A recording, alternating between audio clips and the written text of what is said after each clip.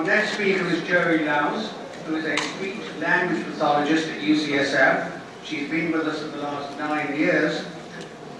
She trained at the University of Georgia in communication disorders, sciences and disorders, and then got a master's degree before coming to UCSF.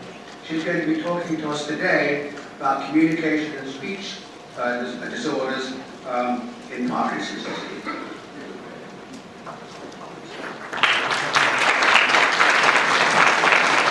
Again, red spectacles if anybody wants them.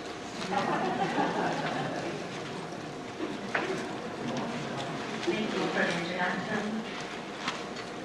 I'm excited to be here today to share some knowledge with you about how communication and swallowing changes can occur in Parkinson's, and also what can we do about it. So in starting with talking about talking, most people with Parkinson's can experience some change in their speech and voice throughout their disease process. And as it's been discussed earlier in the talks, of course this is variable across individual to individual.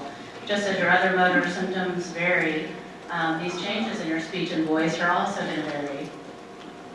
And as Dr. Edwards was also discussing, and some of our other speakers, we know that dopamine deficiency plays a role in causing these changes, but there's other pathologic processes in our brains that are also responsible that we're still trying to understand.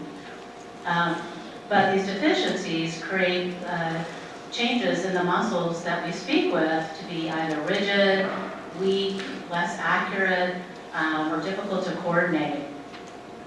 And there's typical changes that are very classic for Parkinson's versus other neurodegenerative processes.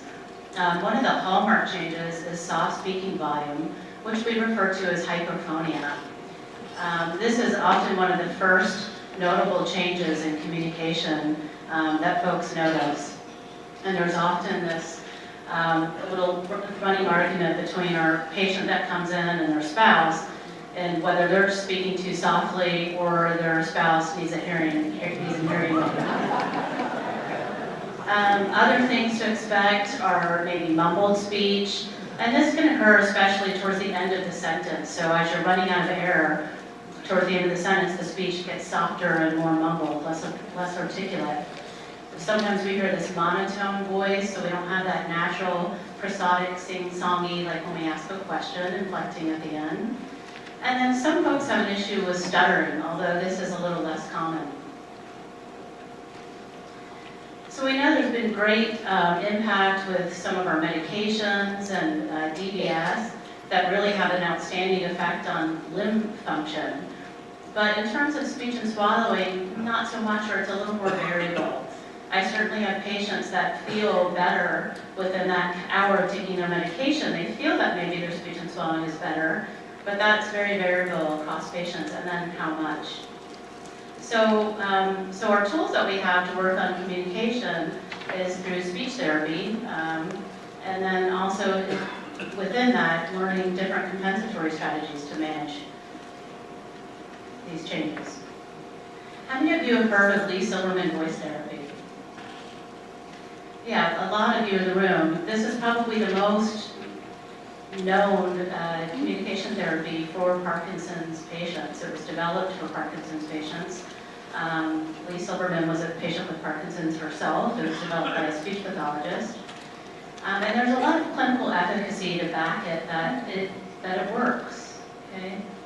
Part of the problem with Parkinson's is there's this sensory motor mismatch. So as I was mentioning before, that everyone chuckled at because probably most of you experienced it, that there's this mismatch, and I think I'm loud enough, but I'm actually speaking really soft. Even if it's a whispered level, patients sometimes say that their volume is normal and they're not sure why they're even there for a visit with a speech pathologist. And then sometimes when we ask patients to get loud, they feel like it's really loud and they're shouting, even though the level is actually normal. So LSVT works on the premise of trying to recalibrate that loudness, of the normalcy of what does it feel like to have normal loudness. And then just by concentrating on that single treatment target of being loud, we find that all other aspects that affect speech intelligibility improve. So just as I'm speaking, and we think about public speaking, I'm going to speak a little bit slower. I'm going to articulate my speech a little bit more as I'm presenting, just by increasing my volume. So we can work on all of these things, but not having to overload our patients with, okay, now we have to work on this, check, this, check. All these other things kind of fall into place. So that's part of why it's been successful. It is time intensive. So not all patients are motivated to come to the multiple speech therapy sessions that are involved. And recalibrating is a lifelong process. So learning to be loud takes work. You have to do homework, so to speak, every day to keep recalibrating in what your loud voice feels like. There are some things that they market that helps with that. If you go to the website at LSVT Global, DVDs and things like that to keep you on track. And it does get easier. The goal is that being loud becomes habitual and more automated.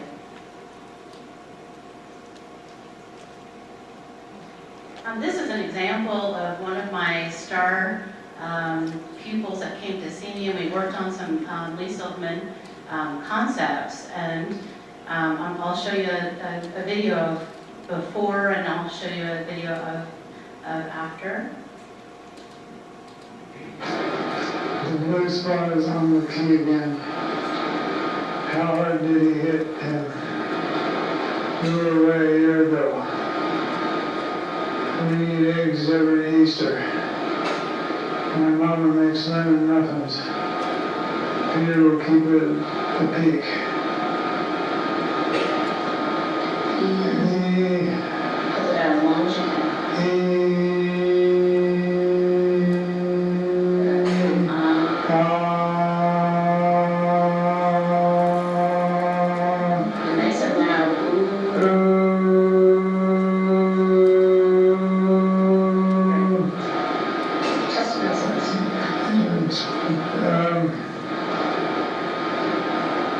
What brought you to us today? Trying to attempt to improve the quality of my speech and swallowing. Okay, so you can hear obviously some of the characteristics that we've talked about, the reduced volume, the rigidity of the muscles makes the face and the mouth move less, and there's definitely low volume. Okay. And here's afterwards, after some LSVT sessions, working on being loud. The blue spot is on the key again. How hard did he hit him?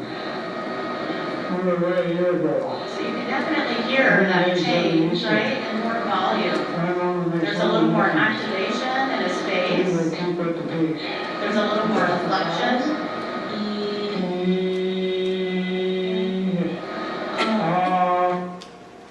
Okay, so again, this is, and it's an ongoing process, and it's still individualized per patient. So even though it's very programmatic, there's going to be things that we modify that our particular patients need to work on.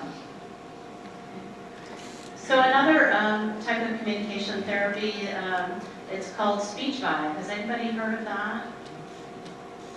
Nobody. So speech vibe came out, was discovered by Dr. Huber, a speech language pathologist, around 2005. So even though it's been, was developed around that time, it's taken some time to be manufactured and kind of out there, and they're still doing studies on it. There are still things that we don't quite know, but there's some nice research data that's coming out. So speech vibe works on the lumbar effect. The lumbar effect is just that we naturally, innately, will increase our volume based on competing noise. Okay? They found this even with different bird species, that the same bird species that lives in a rural area and the same ones that live in an urban area, their chirp is louder when they were in the urban areas. Okay?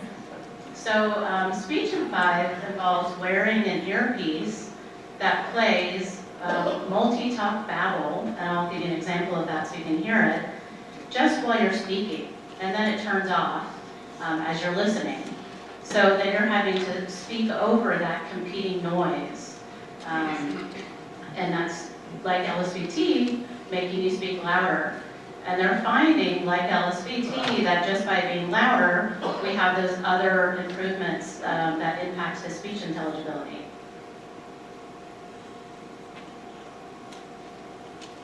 So you can see the earpiece here that he's wearing.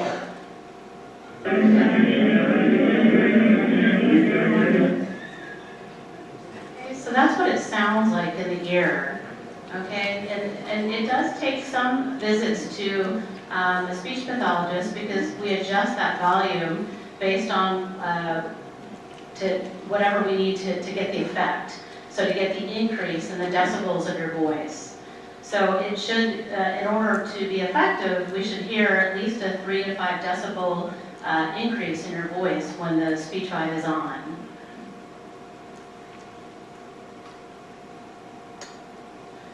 So some things to consider about speech vibe is the improvement is immediate, right? LSVT takes some time to learn how to recalibrate that loudness and takes more work in terms of the the effect of just putting on the earpiece. And they're finding that some people need to wear the earpiece all the time, where others have been wearing it for several weeks and they're maintaining some of the effect of the loudness even without wearing the earpiece. We need some more studies to come out, and that is happening, on how long people can maintain that. You do have to have functional hearing in at least one ear.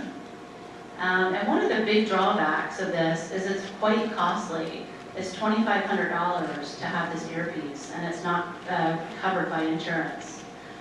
If you are a VA, it is reimbursed, it's covered, actually. And if you go to their website, they do have some funding sources, and they try to help with that, and there's payment installments and such.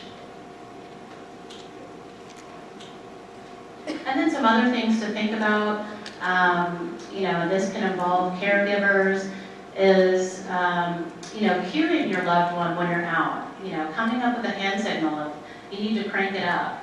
I just had that conversation with one of my patients because she said, I'm tired of sounding like a broken record all the time. So, we came up with just a hand signal that worked for him. Sometimes just wearing an amplifier to amplify the voice can help. We would like one that's called a chatterbox, and you can get some insurance reimbursement on that. But you have to know that sometimes amplification, it seems like it worked for everybody, but it doesn't. If the voice is really soft and whispered and there's a problem with articulation, it's just going to amplify that, and it's not going to really impact the intelligibility. Be strategic about when you're going places, where you're sitting. Be the early bird. Sit next to the person that you want to talk to the most. Plan your outings around when you feel best, right? If you feel best within that hour of taking your Parkinson's medications, go out at that time. And then everybody needs a little off time, right? So if you're tired, you're at the end of the day, certain times, you have to expect that your speech can't be on 100% all the time. And maybe during that time, you, as a caregiver, expect a little less responses, ask more yes or no kind of questions. All right, moving on to swallowing. Okay, also with swallowing, most people can expect to have some changes in swallowing in their disease process, again, of varying degrees. It's rarely the presenting symptom in Parkinson's and idiopathic Parkinson's. And usually as the disease progresses, the severity of swallowing progresses. And the tough thing about working with patients with dysphagia is it's largely undetected in Parkinson's. And why is that? One reason that's been mentioned, Dr. Katz was saying, is Parkinson's is really a gradual neurodegenerative process, right? There's not huge, big, abrupt changes.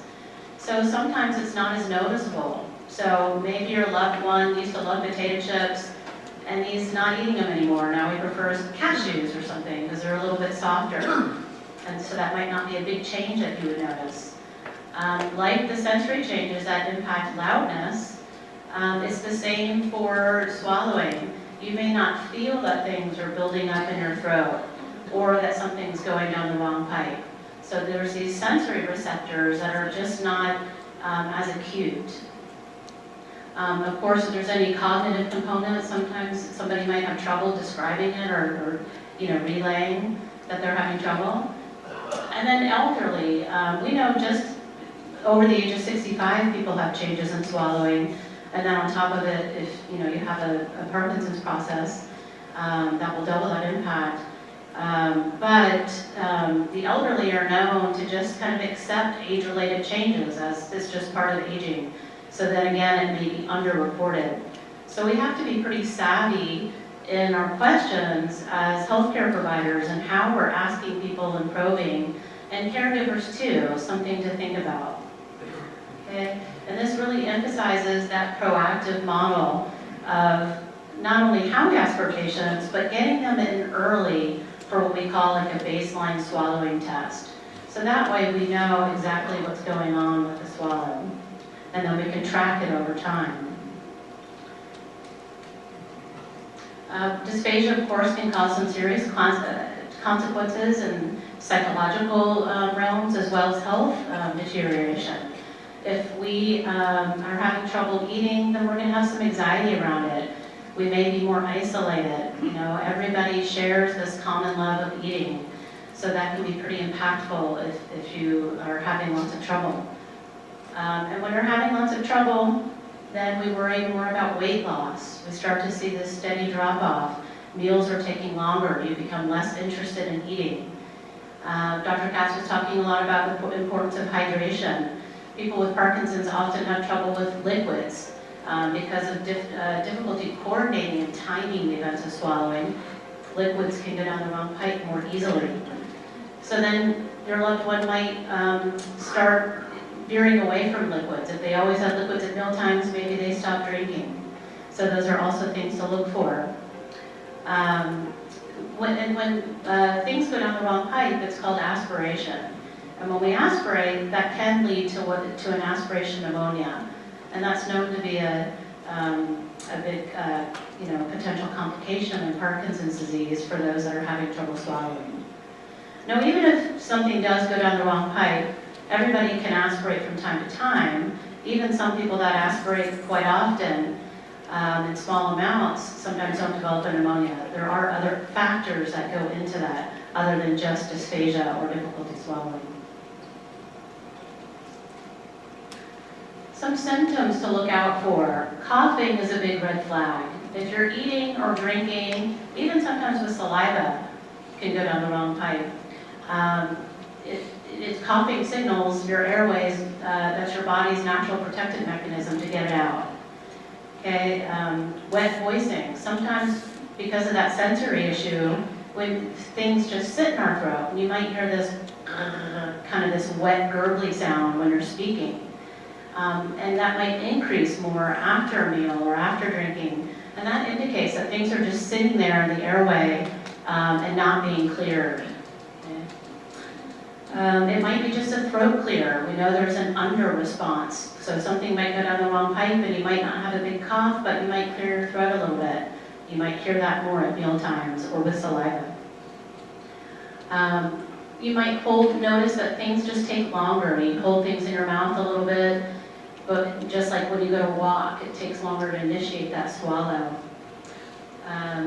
Drooling, just as Dr. Katz was mentioning, people, elderly but also with Parkinson's, tend to slow down the swallowing of the saliva so it builds up and accumulates, and that can lead to drooling. But that can also signal that there's an underlying problem swallowing. And all this, of course, can contribute to weight loss as well. And once you start losing weight, it's harder to put it back on, so we like to catch these things early.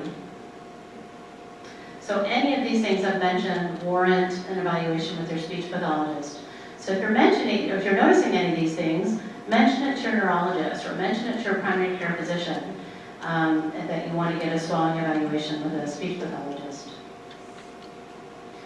Okay, our goal as a speech pathologist when you come to see us is to do some type of instrumental swallowing evaluation. So that means I get to see inside your body when you swallow. And that's going to either be through an x-ray, or it's going to be with a little tube that has a camera and a light at the end, and we put it through your nose and watch the food and liquid go through your throat. Okay?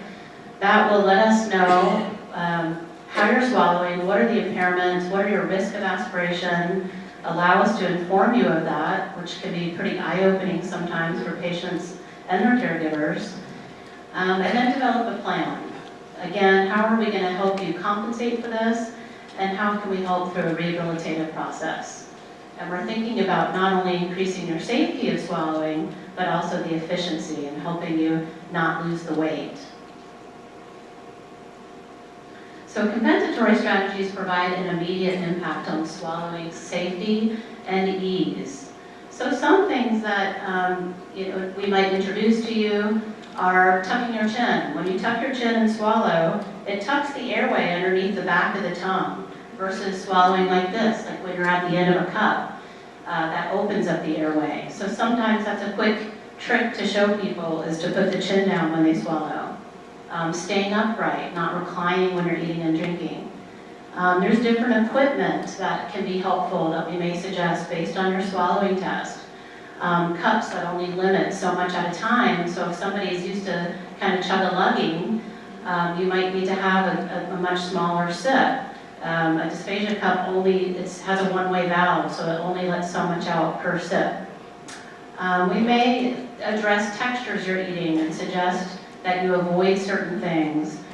You've probably all heard of thickening your liquids. We try not to do that. That's one of our last resorts, because we know that people drink less and can suffer dehydration because nobody really loves drinking thickened fluids. So we hope that our other kind of tricks up our sleeves work. And then another good tip is brushing your teeth before and after meals. They did a big study where they looked at people that developed aspiration pneumonia. And yes, they had dysphagia, but the ones that had dysphagia that developed an aspiration pneumonia were the ones that had poor oral care. So if you think about, having more bacteria in your mouth, if something slips down the wrong pipe and it has more bacteria in it, that colonizes in the lung and tends to develop into pneumonia. So that's one thing that we often counsel. This is a pretty cool utensil. So those that have really bad tremor, this can help allow you to feed yourself. Sometimes people rely on caregivers because of their movement disorder. And that's also another risk factor for aspiration pneumonia, is having to rely on someone else feeding you. It just allows you to not control it as well when someone else is putting it into your mouth. Lift Labs, based in San Francisco, California, has developed a small device that tracks and compensates for small vibrations and tremors. Anupam Patak, the founder and CEO, explains that the technology behind Liftware is similar to the image stabilization feature in high-end cameras. He spoke to VOA via Skype.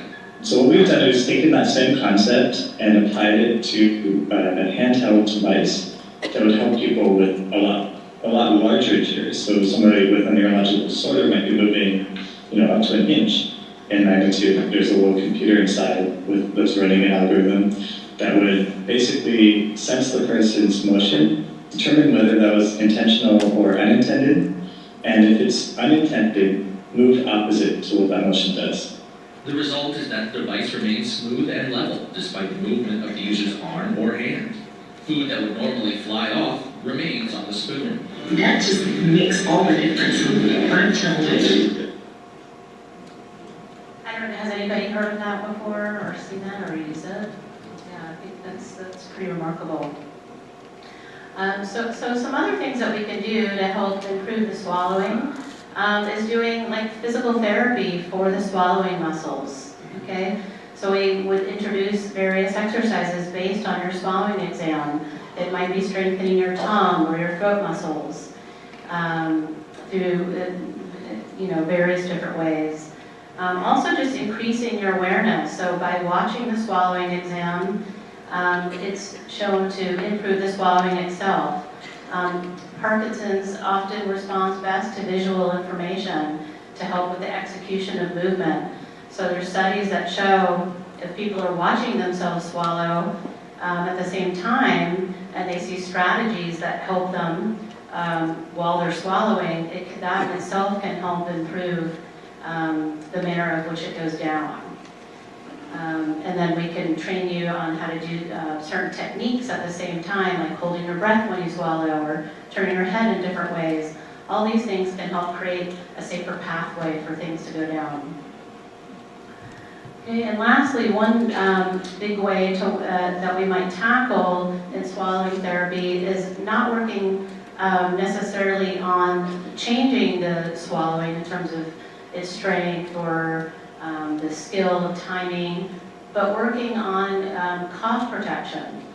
So we know that in Parkinson's, the sensitivity of the cough and the intensity of the cough is reduced. So there's a therapy that works on improving the cough effectiveness and the strength to get that aspirate out if it goes down the wrong pipe. Respiratory muscle strength training. Okay, it involves blowing through a device that has a spring-loaded one-way valve, and you have to have force of when you blow through it, and then we can graduate that force over time so it's harder to blow through. And this helps work on increasing that cough productivity. Okay, there is some research that's showing it improves some of the muscular strength in the swallowing muscles, but it's a little bit secondary to improving the cough strength.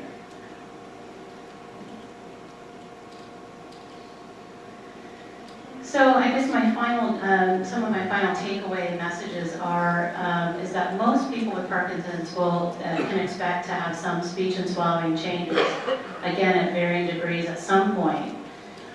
Caregivers, you're critical in helping to provide those details around communication and swallowing changes to help promote earlier intervention. Some of these interventions that I've mentioned have the best effect when you're in the mild or mild-moderate stages of your disease. And certainly we want to know if you're aspirating or have things going down the wrong pipe earlier than later before it can have some significant health impact. And that's it.